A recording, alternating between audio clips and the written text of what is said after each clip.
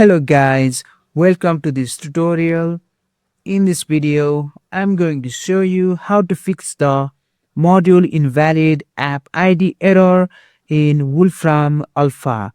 This error usually happens when the API key or app ID is missing, incorrect, or not added properly in a request. First, make sure you have the correct app ID. Just type Wolfram Alpha in any browser and open the website and log in with your account or sign in with your account if you are using it for the first time. And after you have logged in with your account, just click on this icon on the top right and click on Developer API. Wait for it to load, and after it finishes loading, you will see several app IDs.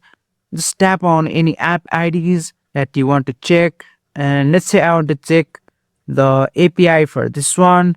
Just click on it and click on uses.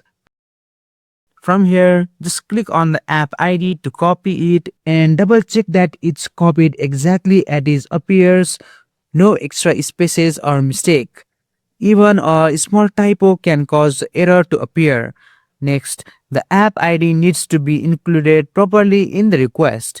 Make sure it is in the right place and formatted correctly so the Wolfram Alpha can recognize it.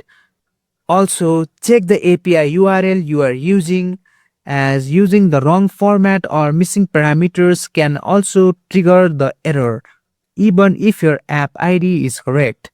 Once these checks are done, the module invalid app ID error should be resolved and your request should work as expected. So to recap, we have gone through what causes the error, how to check your app ID, and how to make sure your request is formatted correctly. Thanks for watching, and don't forget to check out our next tutorial video.